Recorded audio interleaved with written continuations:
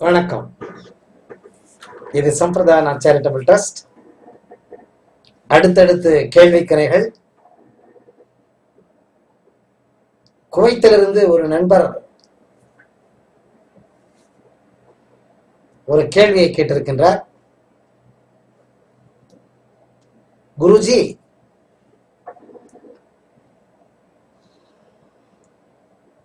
எனக்கு அடிக்கடி கனவுகள் வருகின்றது. படுத்து உறங்கும் பொழுது கனவுகள் விசித்திரமாக இருக்கின்றது.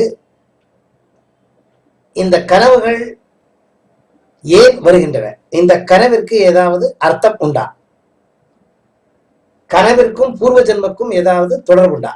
இவ்வளவு கேள்வி கேட்டிருக்காரு. ரொம்ப சந்தோஷம்.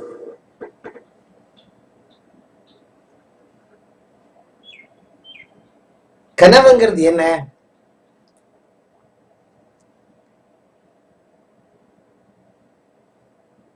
எங்க இருந்து வருது கனவு? கனவு வர்றது பிரெயின், மெமரி சென்டர்,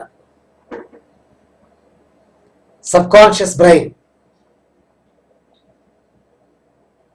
காலையிலிருந்து ராத்திரி படுக்கைக்கு போகும் வரையில் நிறைய நிகழ்வுகள் ஏற்படுகின்றன. காத்தால இருந்து சாயங்காலம் வரைக்கும் நிறைய. சில சந்தோஷத்தை கொடுக்கக்கூடிய நிகழ்வுகள், சில துக்கத்தை கொடுக்கக்கூடிய நிகழ்வுகள். சில நிகழ்வுகளினால் துக்கமும் இல்லை, சந்தோஷமும் இல்லை, மிதமான நிகழ்வுகள். இது ஒரு பக்கம் இருக்கட்டும்.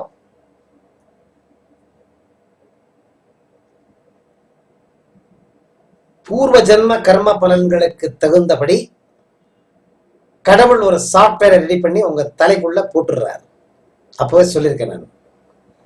சப்கான்ஷியஸ் பிரெயின்ல பூர்வ ஜென்ம பிரதிபலன்கள், கர்மங்கள், நல்லவை கெட்டவை ரெண்டுத்தையுமே கணக்கு பார்த்து எடை பார்த்து இது பண்ணு இது பண்ணக்கூடாது அப்படின்னு சொல்லி ஒரு சாப்ட்வேர் ரெடி பண்ணி உள்ள போட்டுறாரு. அந்த சாப்ட்வேருக்கு தகுந்த மாதிரி உணர்வலைகள், நினைவலைகள், கடலிலே எப்படி அலைகள் உந்தி அடித்துக் கொண்டு கரைக்கு வருகிறது, அதை போல கான்சியஸ் ஸ்டேட்ல சப்கான்ஷியஸ் பிரெயின்ல என்ன ரெக்கார்ட் ஆயிருக்கு அதுக்கு தகுந்த மாதிரி தாட்ஸ் கிரியேட் ஆகி அந்த தாட்ஸ் உங்களுக்கு எப்பவுமே வந்துகிட்டு இருக்கும். அந்த தாட்ஸ் ஆசையா கன்வெர்ட் ஆகும், டிசைரா கன்வெர்ட் ஆகி அந்த டிசைரை நீங்க அனுபவிக்க போறீங்க. இதுதான் வாழ்க்கை. அந்த டிசைரை நீங்க பிடிக்க போனப்ப, அனுபவிக்க போனப்ப துக்கங்கள் சுகங்கள் ஏற்படுகின்றன. இதுதான் கர்ம பலன். இந்த சாப்ட்வேர் அல்லாமல் தினநித்தியம் நீங்கள் உலக வாழ்க்கையில் ஈடுபடும் போது நிறைய நிகழ்வுகள் ஏற்படுகின்றது. தேவைப்படுதோ தேவையில்லையோ சிலதெல்லாம் தலையில ரெக்கார்ட் ஆயிடுது. ஓகே, இது ஒரு பக்கம் இருக்கட்டும். கனவுன்னா என்ன? Alpha, theta, delta, gamma. Delta, alpha, sorry, beta, alpha, theta, delta. 4 state இருக்கு. Conscious mind, conscious. தீட்டா ஸ்டேட்டுங்கிறது தூக்க நிலை. ஆல்பா ஸ்டேட்டுக்கு அடுத்து பீட்டா, ஆல்பா. ஆல்பா பக்கத்திலேயே தீட்டா இருக்கு.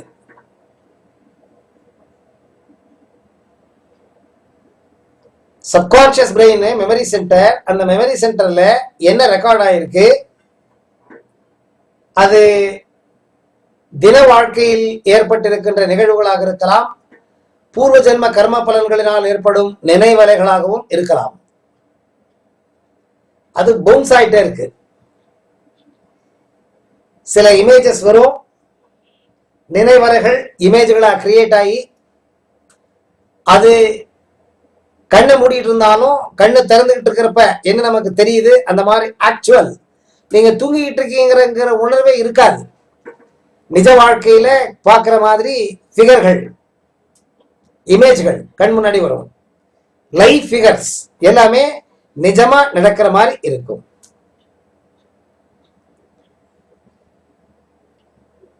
ரொம்ப கிளாரிட்டி இருக்கும். பிக்சரு நாம நிஜமா பார்க்குறப்ப எப்படி கண்ணுக்கு தெரியுது, அதே மாதிரி நல்ல கிளாரிட்டி இருக்கிற விவிட் பிக்சர்ஸ், நல்ல கிளாரிட்டி இருக்கும். சில சமயத்துல கிளாரிட்டி இருக்காது, வேகா இருக்கும், என்னோ மாதிரி தெரியும், மங்கலா இருக்கிற மாதிரி இருக்கும் தெரியும். அரை தூக்கம், அரை இது, அந்த மாதிரி இதுல நீங்க கனவு கண்டா எப்படி இருக்கும், அரைகுறை சரியா தெரியாது. ஆனா ஏதோ ஒண்ணு நிகழ்வு தெரியும் உங்களுக்கு இது நடந்துட்டு இருக்குன்னு. இந்த நிகழ்வுகள் நெகட்டிவ் எமோஷனா இருக்கலாம், பாசிட்டிவ் எமோஷனா இருக்கலாம். சில நிகழ்வுகள் உங்களுக்கு என்ன நடக்குதுன்னு அர்த்தம் ஆகும். ஃபுட்பால் மேட்ச் அர்த்தம் ஆகும், கிரிக்கெட் மேட்ச் அர்த்தம் ஆகும், அம்மா அப்பாவை திட்டிட்டு இருக்கார் அர்த்தம் ஆகும், நான் பொண்டாட்டி திட்டிட்டு இருக்கேன் அர்த்தம் ஆகும். சில நிகழ்வுகள் அங்க நடக்கிறது நீங்க பார்த்துக்கிட்டு இருப்பீங்க, ஆனா அது என்னன்னு புரியாது. அது சண்டையா, இல்ல ஏதாவது சேர்ந்துக்கிட்டு ஏதாவது பண்றாங்களா, அடிதடியா, ஏதோ கூட்டமா இருக்கும், பேசுற மாதிரி இருக்கும், என்னன்னே புரியாது. ஆனா நீங்க பாப்பீங்க. அந்த மாதிரி சிச்சுவேஷன்ஸ் சில டைம்ல கிடைக்கும். சில சமயத்துல வர்ற கனவுகள் நிறைய பயத்தை ஏற்படுத்தும். பயத்தை ஏற்படுத்தி கனவுல இருந்து சீக்கிரமா வெளியே வந்துடலான்னு உங்களுக்கு ஆகும். சில சமயத்துல நீங்க எதிர்பார்க்காத, பார்த்திருக்காத, இதுவரையில் நீங்கள் எந்த விதமான நிகழ்ச்சியை நீங்கள் பார்த்திருக்க மாட்டீங்க. அந்த மாதிரி நிகழ்வுகள் கண்ணு முன்னாடி தெரியும். சீமெண்ணை போட்டுக்கிட்டு நெருப்பு வச்சுக்கிட்டு யாரோ எரியிற மாதிரி தெரியும். நீங்க இது வரைக்கும் அந்த இன்சிடென்ட்டே பார்த்திருக்க மாட்டீங்க. பின்ன எப்படி வருது சொல்ற, அந்த மாதிரி தெரியும். சில சமயத்துல நான் பிசிக்கல் இமேஜஸ், அதாவது உருவம் இல்லாத, சொல்ல முடியாத சில பிம்பங்கள் கண் முன்னாடி வரும். பேய் பார்த்திருக்கீங்களா? எப்படி இருக்குன்னு தெரியாது நமக்கு, ஏதோ ஒரு ஊகம் பண்ணி வச்சிருக்கோம், அந்த மாதிரி ஒரு உருவம் வரும். அது மிருகமும் இருக்காது, மனுஷனும் இருக்காது, அந்த மாதிரி எல்லாம் இருக்கும், தெரியாது, உங்களுக்கு தெரியாது.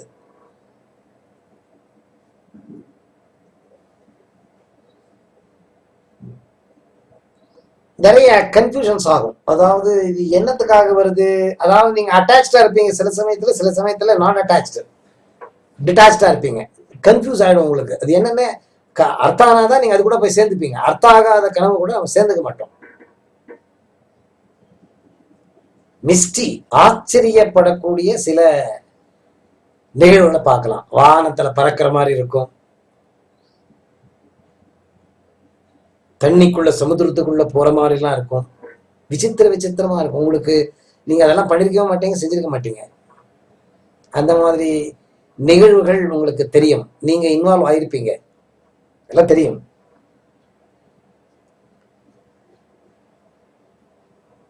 சரி, இது என்னத்துக்காக வருது, ஏன் வருது, எப்படி வருது?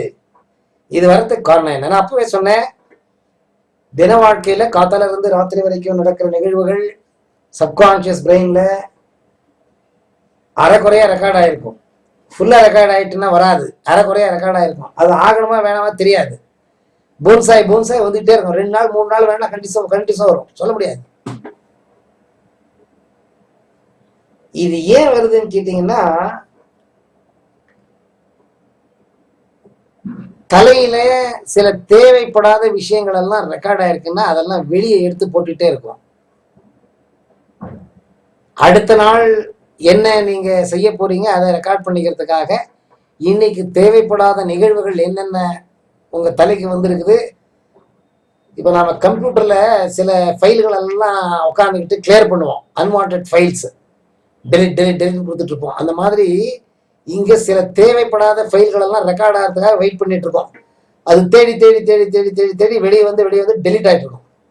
அதுதான் டெலிட் ஆகிறதுக்கு செய்யப்படக்கூடிய ஒரு விதானம் இது. இது ஏன் வருதுன்னா, எமோஷன்ஸ் உங்க மனசு வந்து ஒரு கட்டுக்கோப்புல இருக்கணும், உங்களுடைய எமோஷன்கள் ஒரு கட்டுக்கோப்புல இருக்கணும்னா வேண்டப்படாத நெகட்டிவ் தாட்ஸ் எல்லாம் எடுத்து எடுத்து வெளியே போடணும். அது சேர்ந்து சேர்ந்து சேர்ந்து குப்பை ஜாஸ்தி ஆயிடுச்சுன்னா உங்களால பிழைக்க முடியாது. அதனால தான் தானாவே கிளியர் பண்ணிக்கிறது தான் இந்த கனவு.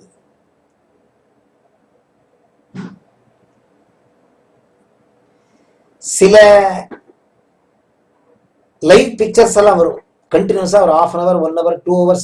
சில பேர் சொல்லுவாங்க, படுத்த எந்திரிக்கிற வரைக்கும் இப்படியே தான் வந்துட்டே இருக்கு, தூங்கவே இல்லை, தூக்கம் வெறும் கனவாகி போச்சு, தூங்குற மாதிரி ஃபீலிங்கே இல்லை அப்படிம்பாங்க. லைவ் ஃபிகர்ஸ், லைவ் பிக்சர் ஓடுற மாதிரி ஓடிட்டே இருக்கும். சிலதெல்லாம் அர்த்தம் ஆகும், சிலதெல்லாம் அர்த்தம் ஆகாது. சிலதுக்கெல்லாம் மீனிங் இருக்கும், சிலதுக்கெல்லாம் மீனிங்கே இருக்காது. ஆனால் டைம் ஓடிட்டே இருக்கும். நீங்க இன்வால்வ் ஆயிருப்பீங்க, நீங்க அதை விட இன்வால்வ் ஆயிருப்பீங்க. நீங்க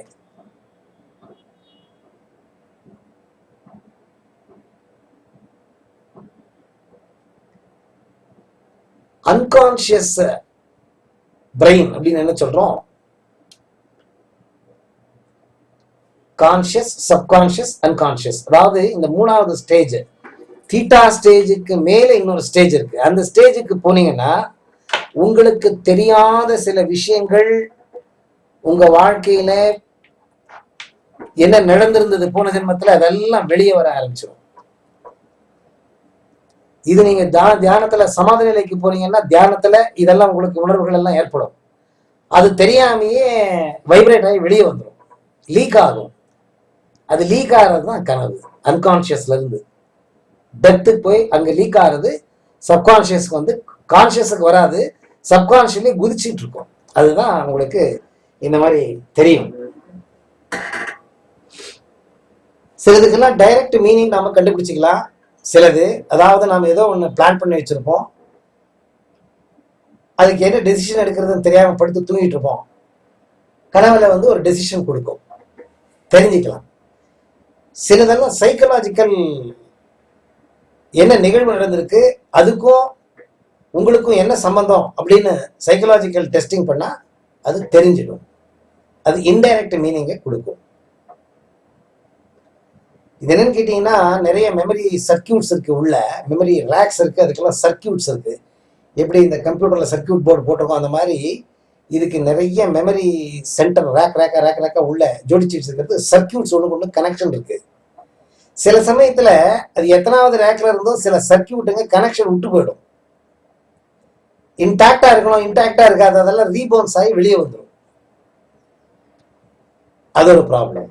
அதனாலதான் அந்த மாதிரி எல்லாம் ஆகும். இன்னொன்னு, நீங்க படுத்து தூங்குறப்ப சில டிஸ்டர்பன்சஸ் இருக்கும். படுத்து தூங்குற டைம்ல அக்கப்பக்கத்துல சில சவுண்டுகள்லாம் கேட்கும், ரேடியோ, டிவி, சில நிகழ்வுகள்லாம் நடந்திருக்கும். அதை நீங்க பார்த்துருப்பீங்க. அதுக்கு சம்பந்தப்பட்டு ஏதாவது ஒண்ணு உங்க சப்கான்சியஸ் பிரெயின்ல ஓட ஆரம்பிக்கும். இது படுக்கிறதுக்கு முன்னாடி நடந்த நிகழ்வுக்கு உள்ள சம்பந்தம்.